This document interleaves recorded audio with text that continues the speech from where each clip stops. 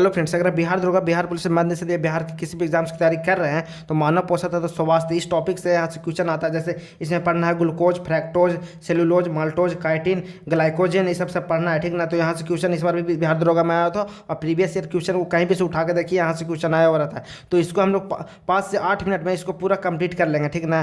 तो स्टार्ट करते हैं। मानव पोषण तथा स्वास्थ्य, ह्यूमन हेल्थ एंड न्यूट्रिशन। मानव शरीर के लिए पोषक पदार्थ कौन कौन से? तो कार्बोहाइड्रेट और वसा, इन दोनों काम क्या? ऊर्जा प्रदान करना है, ठीक ना। प्रोटीन और अमीनो अम्ल का काम क्या है? तो कोशिका का निर्माण एवं मरम्मत करना। अब प्रोटीनों और अमीनो अम्ल लेते हैं तो इसका काम क्या रहता है? कोशिका का निर्माण और मरम्मत करना रहता है। विटामिन का काम और खनिज लवण का काम क्या है? उपापचयी क्रियाओं को बेहतर बनाना और शरीर में रोग प्रतिरोध क्षमता का विकास करना। तो मानव शरीर के लिए पोषक पदार्थ इतना है और सबका कार्य बता दिए, ठीक ना। और 100% ऊर्जा प्राप्त करने के लिए कार्बोहाइड्रेट और वसा की आवश्यकता होती है, जिनमें से 60 से 65% लगभग ऊर्जा कार्बोहाइड्रेट से मिलता है, ठीक है ना।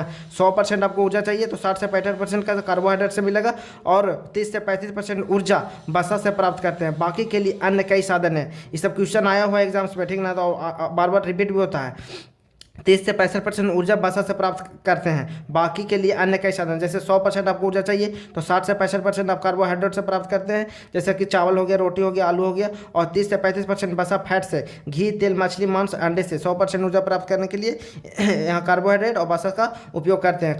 1 ग्राम कार्बोहाइड्रेट का सेवन करते हो तो कितना आपको मिलता है? किलो कैलोरी ऊर्जा। तो 4.2 किलो कैलोरी ऊर्जा मिलता है आपको। और 1 ग्राम फैट का सेवन करते हैं तो 9.2 किलो कैलोरी ऊर्जा प्राप्त करते हैं। तो 1 ग्राम फैट में इतना 9.2 किलो कैलोरी ऊर्जा होता है, 1 ग्राम कार्बोहाइड्रेट में 4.2 किलो कैलोरी ऊर्जा। याद रखिएगा इसको, इंपॉर्टेंट एग्जाम्स के पर्पज से। ऊर्जा का प्राथमिक स्रोत वसा होती है, परंतु इसका सेवन कम करते हैं। जैसे 1 ग्राम फैट में अगर आपको शरीर में ऑक्सीकरण होता है तो 9.2 किलो कैलोरी ऊर्जा मिलता है, ठीक ना। और देखिए यहाँ पे कार्बोहाइड्रेट में 4.2 मिलता है, तो इसीलिए कहा गया कि ऊर्जा इसमें ज़्यादा मिल रहा है ना, तो इसलिए उसको प्राथमिक स्रोत कहा गया है वसा को। और जबकि 1 ग्राम कार्बोहाइड्रेट में 4.2 किलो कैलोरी ऊर्जा मिलता है, तो इसीलिए ऊर्जा का द्वितीयक स्रोत माना गया है। तो एक कंपेरिजन के अनुसार इसको द्वितीयक बता देगा। आगे हम लोग देखते हैं। तो हम लोग कार्बोहाइड्रेट और वसा के बारे में जान लिए। अब अमीनो अम्ल और प्रोटीन के बारे में जानते हैं। ये हमारे शरीर के लिए आधारभूत या मूलभूत पोषक तत्व है, समझे ना। इसलिए प्रोटीन को आधारशिला कहा जाता है। प्रोटीन को आधारशिला कहा जाता है। इसका मुख्य कार्य कोशिकाओं का निर्माण और मरम्मत करना, जैसे आपको नोट में बताया हुआ, बहुत इंपॉर्टेंट है। जैसे आप लोग बताए थे शुरू में, अमीनो अम्ल कार्बन, हाइड्रोजन, ऑक्सीजन और नाइट्रोजन से बने होते हैं। अमीनो अम्ल किसी से बने होता है? तो कार्बन, हाइड्रोजन, ऑक्सीजन और नाइट्रोजन से बने होता है। शरीर बनाता है। अमीनो अम्ल को शरीर बनाता नहीं है, हमें इसे आहार से प्राप्त करना होता है, ठीक ना। एग्जाम्स के पर्पज से इंपॉर्टेंट इधर। विटामिन देखिएगा आगे जो बहुत इंपॉर्टेंट है, जैसे हम लोग को मोनोसाइडेराइड, पॉलीसाइडेराइड और डाइसाइडेराइड पढ़ना है। यहाँ से बहुत एग्जाम्स में क्वेश्चन आता है, इस बार भी आया था, हर बार आते रहता है यहाँ से टॉपिक से 1-2 क्वेश्चन, ठीक ना। उसको कंप्लीट कर लेना हम लोग जरूरी से करेंगे उसको। यहाँ पे देख लीजिए नोट 3 में, विटामिन बहुत सूक्ष्म मात्रा में हमें आवश्यक होते हैं, समझे ना। नोट 3 में देख रहे हैं, विटामिन हमें सूक्ष्म मात्रा में आवश्यक होते हैं, अर्थात माइक्रोग्राम प्रतिदिन के अनुसार हमें लेना पड़ता है। परंतु विटामिन की कमी होने से अभावजन्य बीमारियां, जैसे डेफिशिएंसी डिजीज कहते हैं, जैसे विटामिन ए की कमी से हो गया, विटामिन बी की कमी से हो गया बीमारी, तो उसको अभावजन्य बीमारियां कहते हैं, उत्पन्न होती है। इसीलिए विटामिन हमें रोगों से लड़ने के लिए क्षमता प्रदान करती है, समझे ना। तथा खनिज लवण मुख्य तौर पर उपापचयी क्रियाओं को बेहतर बनाते हैं। उपापचयी क्रिया मतलब समझ गए ना। हम शुरू में बता दें कि उपापचयी क्रिया किसको कहते हैं? शरीर में पाचन और अवशोषण के ठीक से नहीं हो पाना, उसको मतलब कि उपापचयी क्रिया, उसको ठीक से करवाना, उसको उपापचयी क्रिया करवाता है कौन? विटामिन। कहाँ बता रहे थे? विटामिन, ठीक ना। अब आगे देखते हैं हम लोग बीमारियों को। यहाँ विटामिन कर रहा था काम। और खनिज लवण मुख्य तौर पर उपचार क्रियाओं को बेहतर रखती है। और कार्बोहाइड्रेट, अब हम लोग पढ़ते हैं कार्बोहाइड्रेट है क्या। समझे, कार्बोहाइड्रेट को शुरू में हम लोग थोड़ा सा जान लिए थे कि कार्य क्या है, उसका कितना 1 ग्राम में कितना मिलता है, ये सब देख लिए हम लोग। अब कार्बोहाइड्रेट यहाँ से देखिए, सबसे बहुत इंपॉर्टेंट है। कार्बोहाइड्रेट रासायनिक रूप में कार्बन, हाइड्रोजन और ऑक्सीजन 1:2:1 से मिलकर बनते हैं, समझे ना। यहाँ पे याद रखिएगा 1:2:1 से मिलकर बनते हैं। कार्बोहाइड्रेट वास्तव में ऊर्जा के लिए जिम्मेदार है। कार्बोहाइड्रेट से ऊर्जा मिलता है, आप लोग देख ही लिए थे। कार्बोहाइड्रेट वास्तव में ऊर्जा के लिए जिम्मेदार। भोजन, वस्त्र, किताब, कॉपी तथा करेंसी आदि में कार्बोहाइड्रेट ही है, समझे ना। इस समय क्या पाया जाता है? कार्बोहाइड्रेट। आगे देखेंगे समझ में आ जाएगा कि इस समय कैसे पाया जाएगा। तो कार्बोहाइड्रेट एक कार्बनिक यौगिक है, इंपॉर्टेंट है यहाँ पर एग्जाम्स के लिए। कार्बोहाइड्रेट एक कार्बनिक यौगिक है। कार्बोहाइड्रेट मुख्य तौर पर 3 प्रकार के होते हैं: मोनोसाइडेराइड, डाइसाइडेराइड, मोनोसैकेराइड और डाइसैकेराइड और पॉलीसैकेराइड। बहुत इंपॉर्टेंट देखिएगा। मोनोसैकेराइड यह सरल कार्बोहाइड्रेट होते हैं, समझे। यह सरल कार्बोहाइड्रेट होते हैं। इसमें कार्बोहाइड्रेट का केवल एक अणु होते हैं, इंपॉर्टेंट है, याद रखिएगा। इसमें केवल एक अणु होते हैं, यह स्वाद में मीठे होते हैं और जल में घुलनशील होते हैं। मोनोसैकेराइड क्या होते हैं? जल में घुलनशील, मीठे होते हैं और एक सरल होते हैं। अब आगे हम लोग देखते हैं डाइसैकेराइड।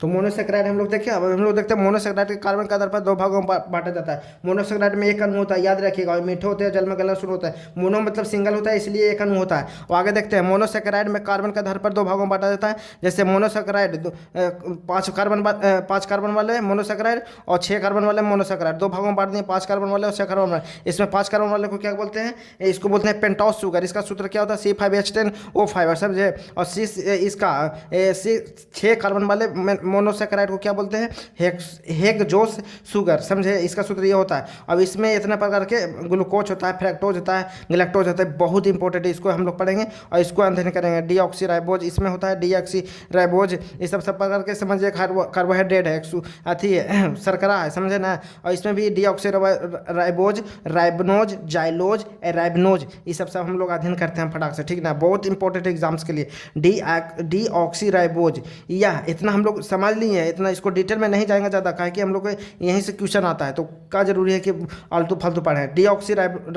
डीऑक्सीराइबोज यह डीएनए में प्राप्त होता है। डीऑक्सीराइबोज ये देख रहे हैं, कार्बन 5 वाले देख रहे हैं सब कंटेंट, कार्बन 5 में क्या क्या होता है ये हम लोग देखेंगे। डीऑक्सीराइबोज यह डीएनए में प्राप्त होता है। राइबोज या राइबोज या आरएनए प्राप्त होता है। जाइलोज गेहूं के भुस्से से प्राप्त होता है। और एग्जाम्स में आया हुआ था जरा यहाँ से क्वेश्चन, समझे ना, तो हल्के मत लीजिए। राइबोज बहुत कम कैलोरी वाला शर्करा और यह वृद्धों के भोजन में शामिल होता है, तो याद यहाँ पर से याद रखिएगा, इंपॉर्टेंट। और ये तो बहुत इंपॉर्टेंट है। ग्लूकोज, अंगूर, ग्लूकोज सबसे ज़्यादा अंगूर में पाया जाता है, उसके बाद मीठे फलों में और मानव के रक्त में। इसे ग्लूकोज को एल्डोहेक्सोज रासायनिक तौर पर भी कहते हैं, इसको एल्डोहेक्सोज भी कहते हैं ग्लूकोज को।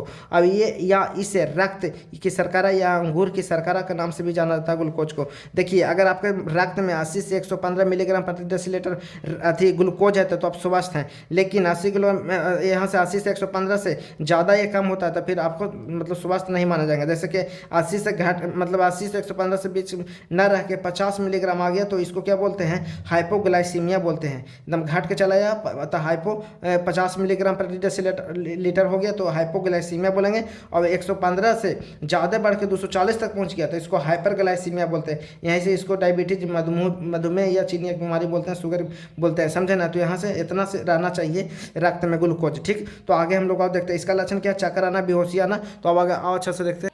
जैसे कि हम लोग देखें कहें कि अगर ग्लूकोज की मात्रा आपके शरीर में बढ़ जाएगा, ठीक है ना, तो बढ़ जाएगा और घट जाएगा, उसका नियंत्रण कौन करता है, तो देखिए अग्नाशय, जिसको पैनक्रियाज बोलते हैं, अग्नाशय की 20 सेल के द्वारा इंसुलिन हार्मोन निकालता है, समझे। और यही रक्त में ग्लूकोज की मात्रा को नियंत्रित करता है। और 20 सेल को खराब होने से रक्त में ग्लूकोज की मात्रा बढ़ जाती है और मधुमेह जैसी बीमारियां हो जाती है। जैसे कि इसको नियंत्रण कौन करेगा ग्लूकोज के रक्त में, तो करता है कौन, ग्लूकोज के नियंत्रण कौन करता है, तो यहाँ पर से 20 सेल करता है। ये 20 सेल खराब हो जाता है तो इनमें मधुमेह वगैरह हो जाता है। तो मधुमेह के कारण हमारी किडनी पर विपरीत असर पड़ता है और फेल होने का डर रहता है। अब फ्रैक्टोज देख लेते हैं, यहाँ पर से बहुत इंपॉर्टेंट है, ये सब एग्जाम्स में आया होता।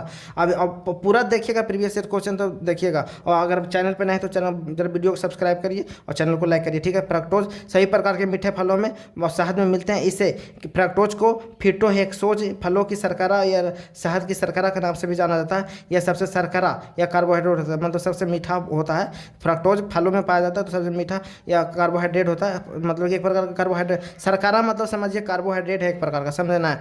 और इसको शर्करा मतलब मीठा समझिए या चीनी समझ सकते हैं। गैलेक्टोज या दूध की सरल शर्करा है, मतलब दूध में मीठापन आता है ना, तो दूध की सरल शर्करा है। गैलेक्टोज दूध में पाया जाता है। और डाइसैकेराइड हम लोग देखेंगे, इसमें कार्बोहाइड्रेट के 2 अणु, डाई मतलब 2, तो इसमें 2 अणु होते हैं, स्वाद में मीठा, जल में घुलनशील होता है, ठीक ना। डाइसैकेराइड में देख लेते हैं कि सुक्रोज, माल्टोज और लैक्टोज है। ये सब क्या है, इसको सुक्रोज, माल्टोज और लैक्टोज डाइसैकेराइड डाइसैकेराइड का ये सब एग्जाम्पल है। तो अब देख लेते हैं सुक्रोज, माल्टोज और लैक्टोज को। तो सुक्रोज क्या क्या से बना हुआ है, तो ग्लूकोज प्लस फ्रैक्टोज से बना हुआ है, समझे। ग्लूकोज प्लस फ्रैक्टोज से बना हुआ है सुक्रोज। सफ़ेद, ये इंपॉर्टेंट हो जाता है एग्जाम से लिए, सफ़ेद चुकंदर और गन्ने के रस में पाया जाता है क्या, सुक्रोज से चीनी या टेबल शुगर का प्राप्त होता है। चीनी में आवश्यक पोषक तत्व और खनिज जोड़कर ब्राउन शुगर बनाई जाती है। चीनी का सिरप कैरामेल कहा जाता है, चीनी का सिरप को कैरामेल कहा जाता है, क्योंकि चीनी को गर्म करते हैं तो उसका संरचना चेंज हो जाता है और फिर उसको मतलब कि सिरप के तौर पर हो जाता है, तो उस क्रिया को कैरामेलाइजेशन कहते हैं, तो इसीलिए उसको कैरामेल कहा जाता है। Maltose, glucose plus glucose, maltose किसी से बना हुआ तो ग्लूकोज प्लस ग्लूकोज का होता है माल्टोज। सही प्रकार के अनाज और मुख्य तौर पर जौ से प्राप्त होता है, इसलिए इसे शर्करा भी कहा जाता है माल्टोज को। अब हम लोग लैक्टोज देख लेते हैं। लैक्टोज ग्लूकोज प्लस गैलेक्टोज से बना मतलब मिलकर बना होता है लैक्टोज। यह दूध की शर्करा होता है, समझे, यह दूध की शर्करा होता है लैक्टोज।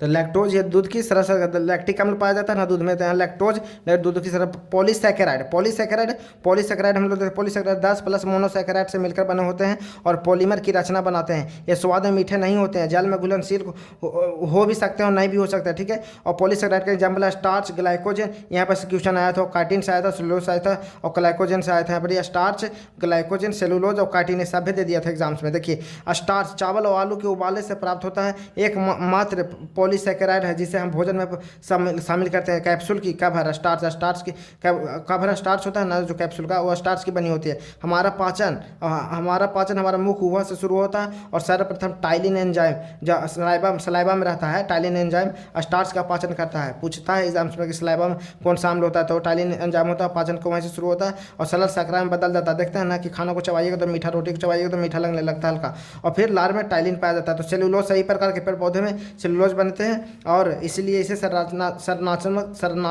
संरचनात्मक जैसे स्ट्रक्चरल कार्बोहाइड्रेट कहते हैं। जैसे स्ट्रक्चर बनाता है ये सेलुलोज, मतलब उसको में स्ट्रक्चर का काम करता है सेलुलोज, इसलिए इसको स्ट्रक्चरल कार्बोहाइड्रेट कहा जाता है। रुई, कॉटन तथा गन्ने की अवशेष में सर्वाधिक सेलुलोज पाया जाता है। कड़वा करेंसी, कपड़ा, करेंसी, कॉपी, किताब, फर्नीचर सेलुलोज में बना होता है, सेलुलोज से बना होता है। पृथ्वी पर सबसे ज़्यादा मात्रा में मौजूद कार्बोहाइड्रेट सेलुलोज है। ग्लाइकोजन मानव और जानवरों के शरीर में उपलब्ध है और इसे प्राणी का कार्बोहाइड्रेट भी कहा जाता है ग्लाइकोजन को। और देख लीजिए यहाँ पर से क्वेश्चन आया था क्या कि ज़्यादा मात्रा में ग्लूकोज ग्लाइकोजन में परिवर्तित हो जाता है और हमारी यकृत में मांसपेशियों में जमा हो जाता है। आवश्यकता पड़ने पर यह पुनः ग्लूकोज में बदल जाता है और हमें ऊर्जा प्रदान करता है, इसीलिए इसे इमरजेंसी का ईंधन कहते हैं। यहाँ पर से एग्जाम्स में आया हो तो क्वेश्चन देखिए काइटिन से यहाँ पर कहता है कि ये सभी एक संरचनात्मक, मतलब काइटिन कहाँ पाया जाता है तो कीड़ों के ऊपरी कीट पतंग बोल सकते हैं, कीट कीड़ों के ऊपरी सतह पर कवकों में पाया जाता है काइटिन, समझे। और काइटिन एक संरचनात्मक कार्बोहाइड्रेट है, संरचना प्रदान करता है कीट वगैरह में, तो इसलिए काइटिन को संरचनात्मक कार्बोहाइड्रेट बोलते हैं। आगे हम लोग भाषा कंप्लीट करेंगे और प्रोटीन वगैरह के बारे में सही से देखेंगे और मानव पोषण को